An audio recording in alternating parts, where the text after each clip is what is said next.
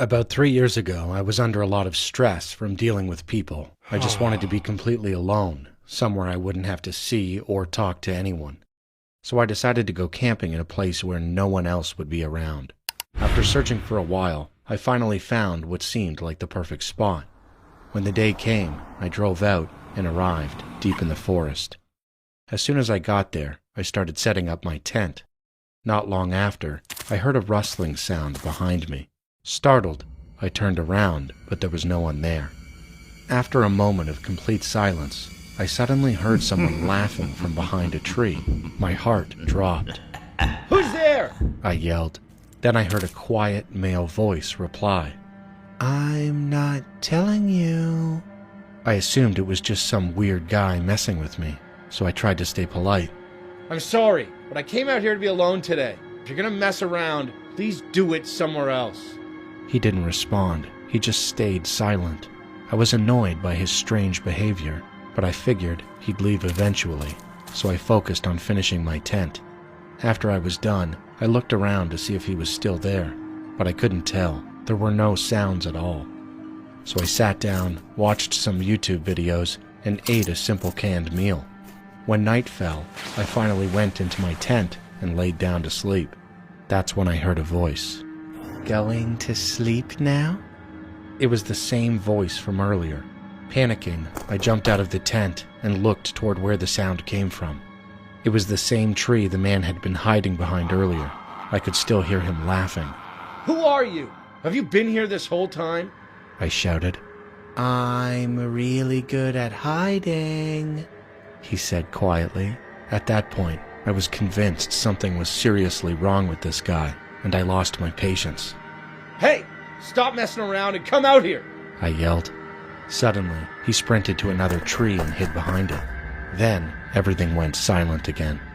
I was angry, but I had no idea what to do. I didn't want to get closer, and I had no idea what he might do. I was debating whether I should pack up and leave when he spoke again.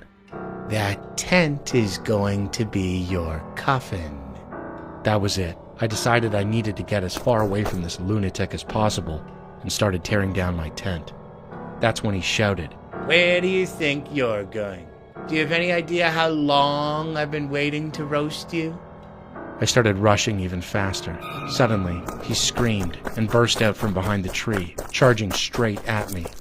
I ran to my car, locked the doors, and drove off immediately. He chased after me and slammed his hands against my car windows. I might have been mistaken, but his hands looked enormous, at least twice the size of a normal person's. I barely remember the drive. I just got as far away as I could, called the police, and went straight home. I don't know what happened after that. All I know is that I wasn't hurt, and I'm grateful for that.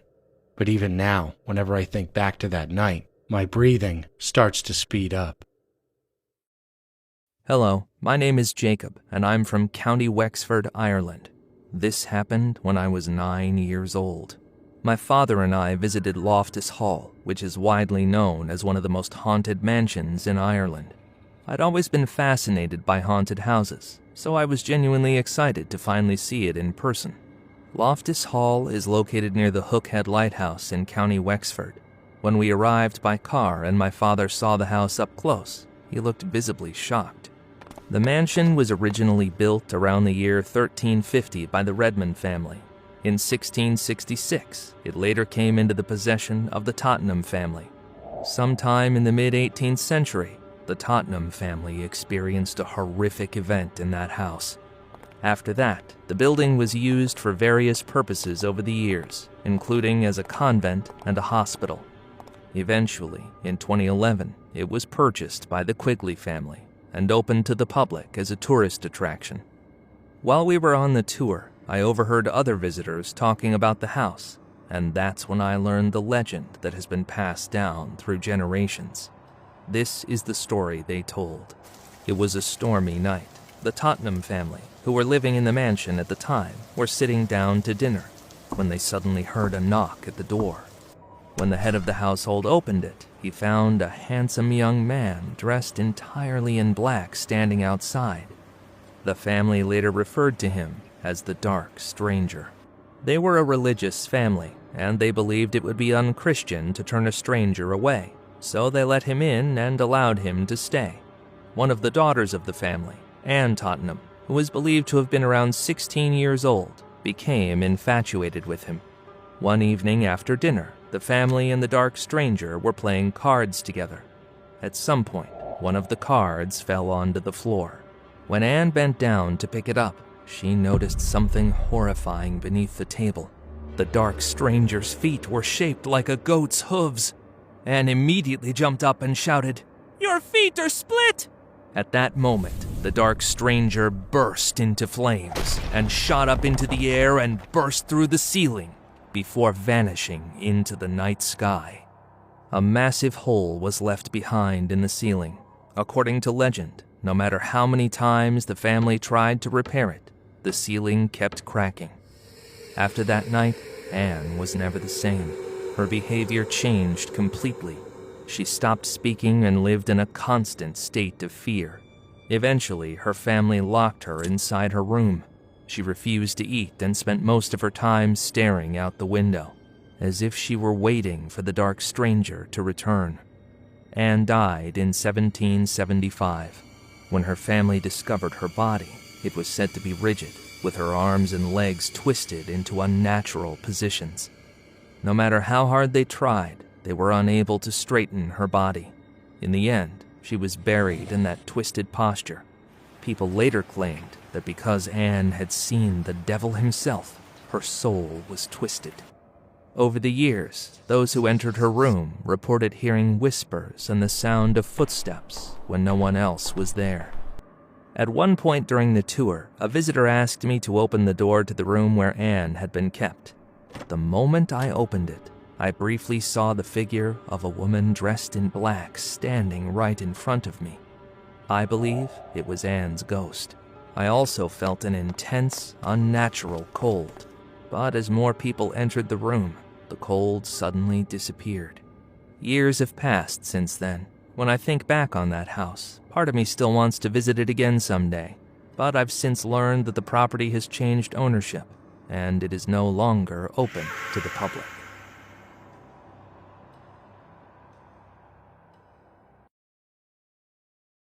Around 2015, I was living in Tempe and working at a credit card company's call center.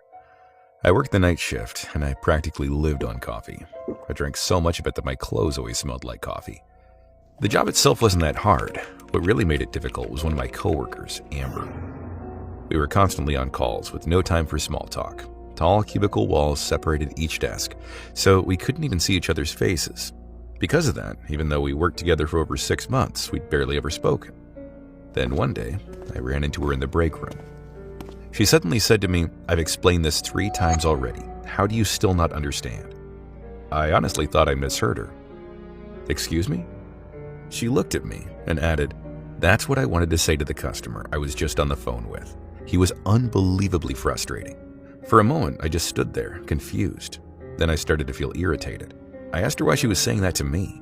She didn't respond. She simply walked back to her desk, sat down, and started taking calls again as if nothing had happened. I decided I'd confront her after work. When my shift ended and I walked to the parking lot, I saw her standing there, waiting for me. I was surprised, but I kept a straight face and asked her why she had talked to me like that earlier. She smiled and said, "Oh, so it bothered you?" I didn't really have a choice. I had nowhere else to vent my anger. The customer wasn't in front of me, and breaking the monitor would have cost too much. As she spoke so calmly, my hands started to shake. This wasn't the usual caffeine jitters. It was fear and anger. I warned her very clearly never to speak to me like that again. Her expression changed instantly. Her eyes went cold. And then she said, I think I know what I should break next." The moment I saw her eyes, I understood. This was the kind of person you should never get close to. I ignored her and got into my car. She suddenly slipped off one of her heels and raised it, as if she were about to smash my window. I panicked, started the engine, and drove straight home. That night, I texted my team leader and told him everything. The next day, Amber was officially warned. After that, I avoided even making eye contact with her. Then one day, I heard she had quit. I felt relieved. But not long after that, when I finished work and walked to the parking lot, she was standing right next to my car. She positioned herself in front of the driver's door as if to block me from getting in. She said she wanted to apologize and asked if I'd get something to eat with her. Something felt very wrong, but against my better judgment, I agreed. We went to a nearby diner.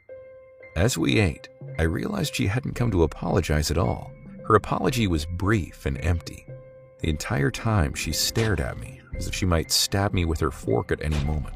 A forced smile stayed frozen on her face. When I finally got home, an overwhelming, unexplainable exhaustion washed over me. The next day, she was waiting for me in the parking lot again. Once again, she asked me to grab a bite with her. I told myself this would be the last time. While we were eating, she suddenly said, "There's something I've always wondered." "What is it?" I asked. "How do people live like that?" she said. "What do you mean?" "How does everyone manage to keep living while holding back the urge to kill someone?" she whispered. "They're so good at suppressing it, but I'm not anymore." She leaned closer and continued, "I'm trying to decide whether or not I should stab you with a knife right now." That was when I finally understood what she was. I looked straight into her eyes and said slowly, "You're not like most people, and honestly, I pity you.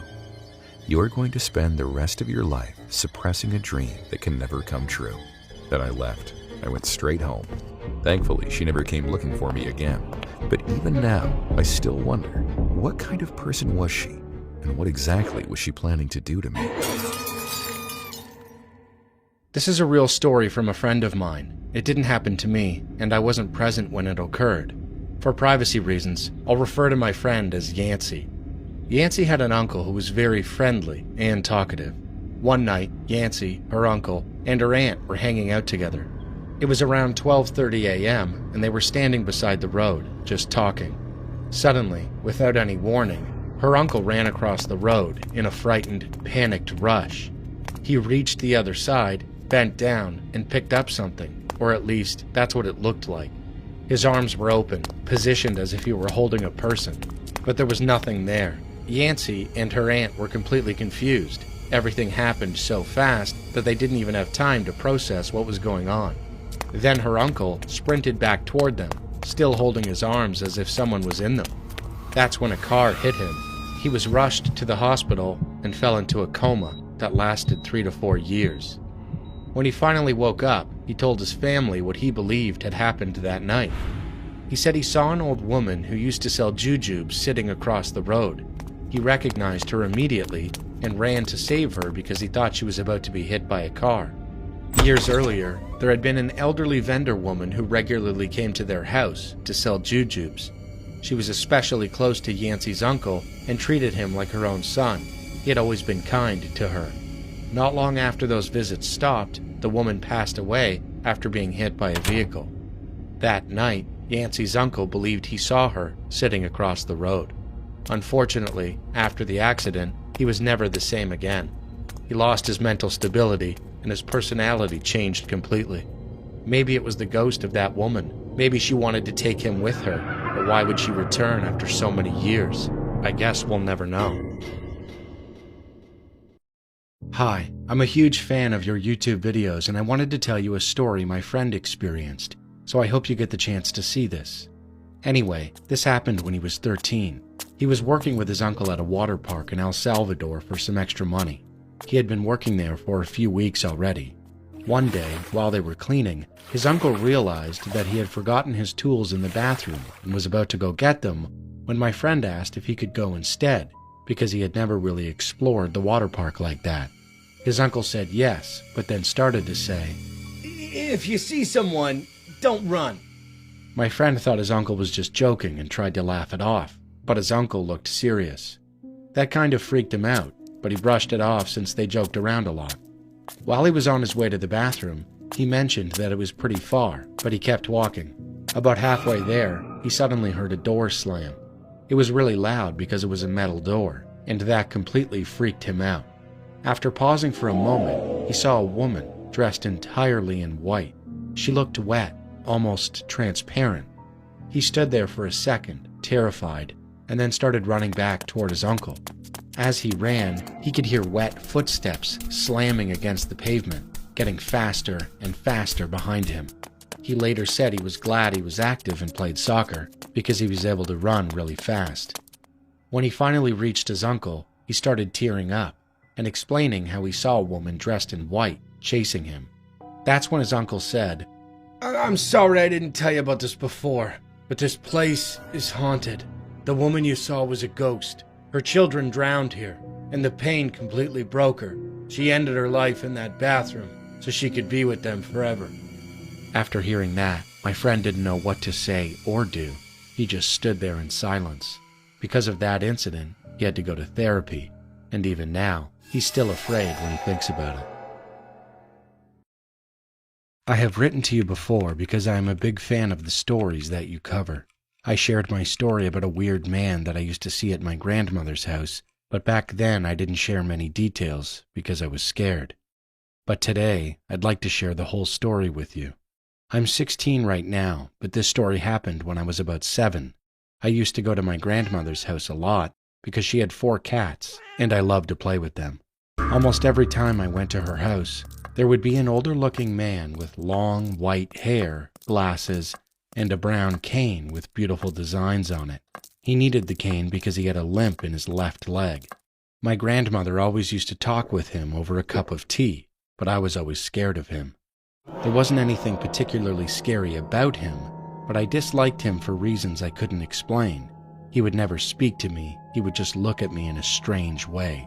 After a few years, I stopped seeing him, but it didn't bother me. Only about 2 years ago, I asked my grandmother about him, and she said that she didn't know who I was talking about. I tried explaining to her how the man looked to jog her memory, but she still insisted that she didn't know him. I realized trying to remind her about him was pointless, so I asked my other family members about him, and they also had no idea who I was talking about. Finally, the last person I asked was my younger sister, who was 13 at the time. I asked her if she remembered him, and to my surprise, she actually did. But she remembered him a little differently. She told me she remembered him having a limp in his right leg, and that his cane wasn't made out of wood with designs on it. She said it was metallic, and she told me about one detail that I had tried to forget as a child. The man's eyes were always wide open, and they had a reddish color to them. I still sometimes get nightmares about him, even though I don't even know who he was. This story happened about a year ago, but I still remember all the details. Details I wish I could forget. In the summer, my sisters and I had a habit of going out for late-night walks. Walking at night in our neighborhood felt calming, and we also walked because we couldn't stand the unbearable heat in our apartment since we didn't have an air conditioner. One day, my 2 older sisters decided to walk without me, thinking I wouldn't go. So I decided to go out and search for them so we could all walk together. The neighborhood that night was very calm, almost too calm. There was a cold mist, and the wind whistled softly. When I realized I was a bit too far from my neighborhood, I decided to go home, thinking my sisters had gone back earlier that night. On my way home, however, I noticed a silhouette of a guy running toward me from not too far away. At first, he seemed like he was jogging, but my instincts told me to run as fast as I could. As I started running, the guy was already behind me, moving at a terrifying speed. I started to panic. Fortunately, I was close to my home. I didn't want to go there because that would have been a dangerous move, but I had no choice. The moment I reached the apartment, I felt a sense of relief. The guy, however, was right behind me, exhausted and breathing heavily. I rang my family's apartment bell and pretended to be on the phone. Eventually, I got inside and didn't say a word to my mom or my sisters because I was too scared. Ever since then, the thought of meeting that guy again has never left my mind. I became paranoid, and obviously, I stopped going out at night with my sisters. I was even worried for them, afraid they might encounter the same experience I lived through, but with a worse outcome. This story happened to my uncle when he was 25, and it's still happening to him to this day. He lives at my grandmother's house. At some point, he began to feel that some kind of spiritual presence was following him. Wherever he went, especially when he was alone at home, it always felt like it was there. He didn't think it was an evil spirit, but strange things kept happening around him, almost like something out of a poltergeist story. When he took a shower, he would suddenly hear the toilet flush by itself. Sometimes there were knocking sounds on the mirror, or shampoo would come out on its own. When he was eating, his spoon would slip out of his hand for no reason. Cups filled with water would suddenly fall over. Sometimes, even the taste of his food would completely change. He would make spicy food, but it tasted sweet instead. When he tried to study, loud noises would suddenly blast from his speakers, scaring and distracting him. Even while watching TV, strange things would happen, as if something was deliberately trying to bother him. This happened almost every day, but despite all of that, he never thought he would actually see it. Then, one night, something unexpected happened. Around 2 a.m., my uncle fell asleep. Not long after, he heard strange noises coming from outside his room. Curious, he slowly looked through the slightly open door. That's when he saw it. Standing in the hallway was a figure wearing white clothes with long black hair flowing as if it were being blown by the wind. It looked like a woman. The sight was terrifying. He realized that the figure was staring directly at him. Instead of running away, my uncle stared back without blinking. They looked at each other for several minutes. Then, suddenly, the figure vanished into thin air. To this day, my uncle says he can't forget that moment. He still wonders who or what that spirit was and why it chose to follow him. Hey, for privacy reasons, let's call me Aurora, and this is my story. I was 15 at the time this incident happened. To give you a brief background about myself, I lived with my parents and grandparents and was a high school student at the time. It was a Friday night, and as an enthusiastic adolescent, I begged my mom to let me stay up late since I didn't have school the next day. She agreed and said I could stay up until 2 a.m., no later than that. I was very happy because I had a solo movie night planned. I went to the kitchen, prepared popcorn, reheated some pizza, returned to the living room couch, and put on the latest horror movie at the time. I have always been a horror fan and was never scared of things like that. The movie ended around 1 a.m., and since I still had time before bed, I started watching some YouTube videos. After a while, I heard some rustling sounds coming from the kitchen. Thinking it must be my mom, probably getting water, I didn't think much of it. Before I continue, let me give you a bit of detail about my house. My living room area was right after the main door, and the kitchen was right behind the sofa. It was a closed kitchen with a door-like entrance. Suddenly, I heard a faint voice calling my name. Thinking it was my mom calling for me, I turned around and noticed that the kitchen lights were off, which was odd considering my mom is very scared of darkness and things like that. Before I could think any further, I saw my mom's hand protruding from the entrance of the kitchen, gesturing for me to come to her. It was more like a faint shadow, but I could tell it was my mother because of the rings on her fingers. She loves wearing rings. Without thinking much, I set my laptop aside and stood up to go to her. As I reached the kitchen, I turned on the light, and to my utter shock, I saw the kitchen was empty. There was no one there. Then who gestured for me to come over, and who was calling my name? While I was still in shock, I suddenly heard a loud noise. It was my mom yelling my name from her room. I turned and saw her standing in the bedroom doorway, telling me that it was already 2 a.m. and that I needed to go to bed. Not wanting to scare her, I didn't say anything and went to bed. The next morning, I told her everything, and she was shocked as well. Trying not to scare me further, she brushed the topic off, but I could clearly see the unease on her face. 6 months later, we moved to a new apartment complex. I'm 22 now, and to this day, what happened that night remains a mystery. My name is Autumn, and I've had a few paranormal experiences in my life. This one happened several years ago when I was living in Longview. At the time, I often went to my boyfriend's grandparents' house with him. It was close to where I lived, and I really liked them. One day, he and I went there with 2 other friends. After we arrived, we all gathered around and downloaded a Ouija board app on my phone. We were really into paranormal stuff, and honestly, we weren't scared at all. We tried it a few times and came into contact with several spirits. 2 of them were far more specific than the others. The first spirit we encountered said her name was Peggy.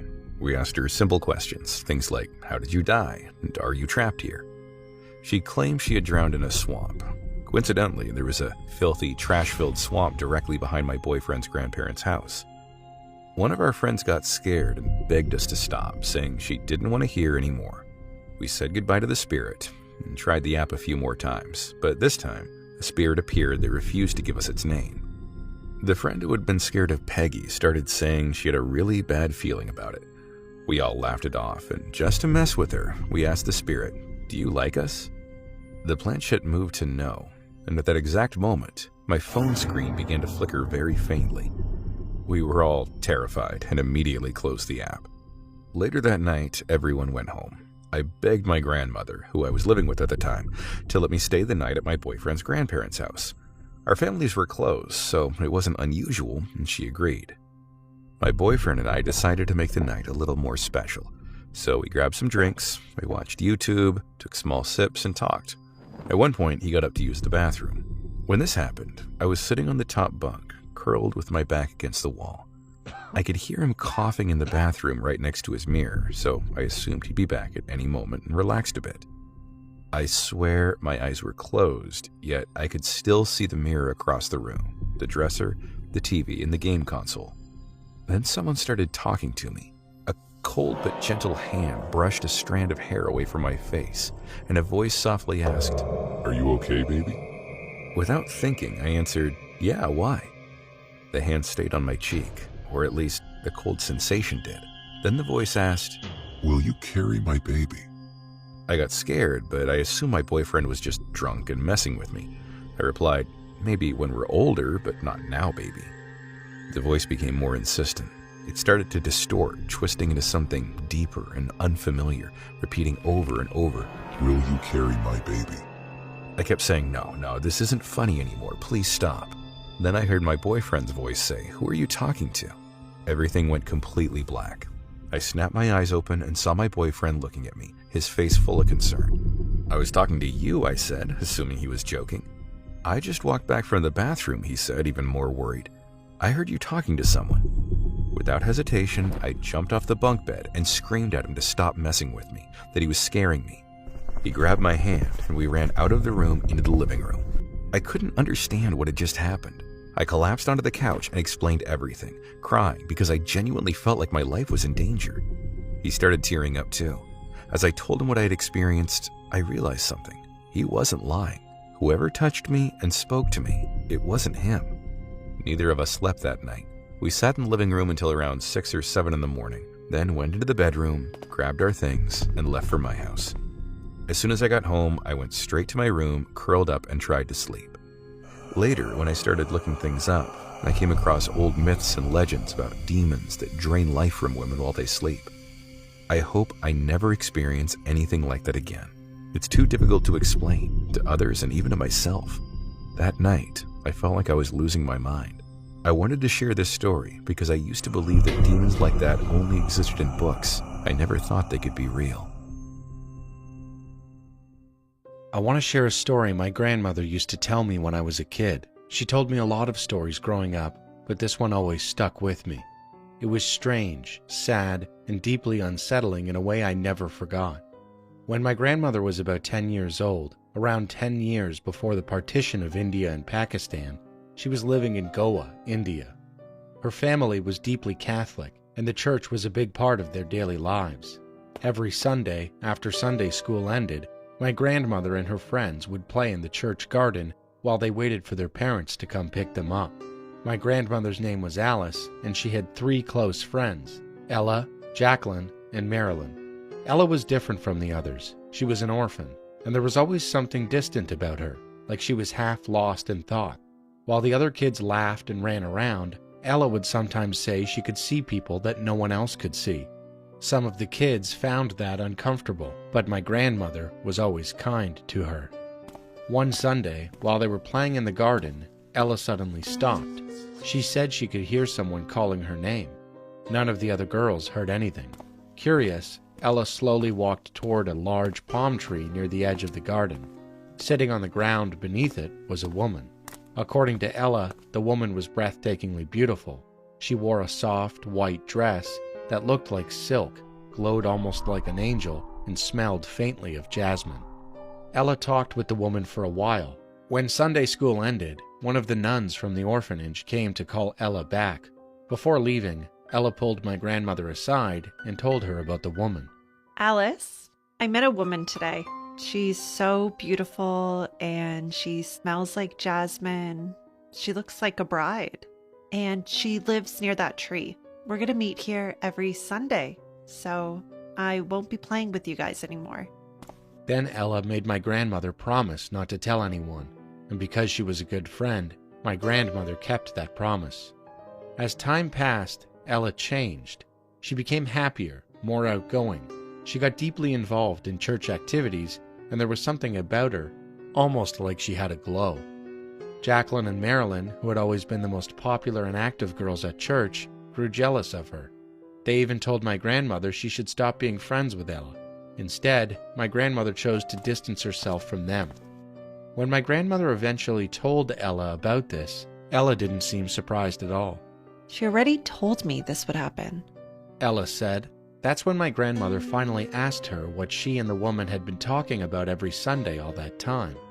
Even now, her answer still gives me chills. Ella said, Alice, remember how I told you I can see people others can't? She's one of them. She told me I was given a gift by God and that my parents are watching over me from His side. But she also told me something sad, that I won't live very long. That's why I have to enjoy life and why we shouldn't stay too far apart. She told me to forgive Jacqueline and Marilyn. She said resentment only poisons our hearts. And whenever she hugs me, it feels warm, like being held by my mother. For years, my grandmother listened to Ella talk about the woman and the lessons that she learned from her. She didn't fully believe any of it, not until the war began. Ella passed away. Soon after, my grandmother's family fled and eventually moved to Pakistan. Even decades later, my grandmother never forgot Ella. She never knew whether Ella's experiences were real or just the imagination of a lonely child. But one thing was certain, that mysterious woman changed Ella's life.